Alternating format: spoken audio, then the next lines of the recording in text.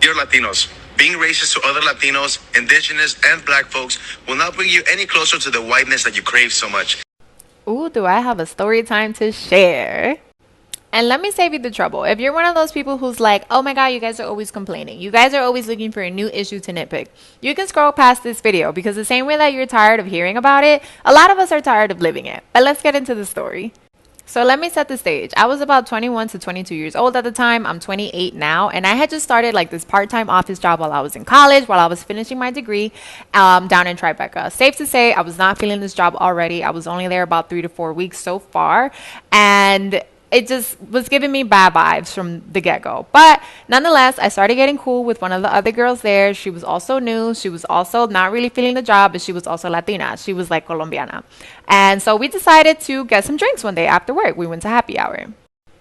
I'm about 2 to 3 drinks in and I decide, I have to go use the restroom. So I go downstairs. On my way back upstairs, this like corporate white guy, that's like the best way that I know how to describe him, suit down, all that stuff, looks at me, tries to hand me his drink as I'm leaving the bathroom.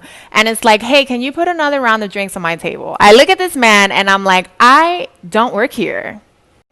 So I go back upstairs to my coworker. I'm obviously annoyed because it's very obvious that I don't work there. The staff there had on a very clear uniform and they also were all white. So I really wasn't understanding what the confusion was about. He was clearly being a little racist.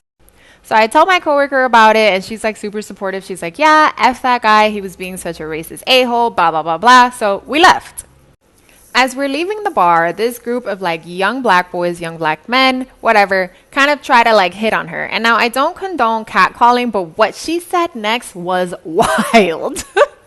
She shuts them down, and as we're walking away from them, she like kind of murmurs under her breath super quickly, I can't stand esos maldito cocolos, as if I would ever date them. And I was flabbergasted that just came out of her mouth. Cocolos. It is a very offensive term or word that Latinos use towards black people. It's a racist term. Basically means the N-word, just like negro. Negro means black, but depending on how they use it, it means the N-word. Like if they're mad at you and they call you negro, or if you're a female, they call you negra. It's the same thing, the N-word. Especially if they're mad at you, that's what they mean. So cocolos, how does it sound? Like coconut.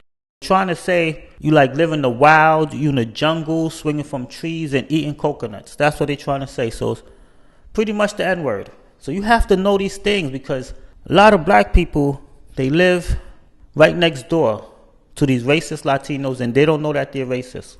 If you live in their building or you're their next door neighbor and they don't develop a friendship with you or speak to you, they don't like you because of your ethnicity. Because if you was Spanish or Latino, they'll be going out their way to be your friend, knocking on your door, telling you to come to their house. They're making rice and beans and pork chops, okay? Blasting that music. This is what they would do if you was their people.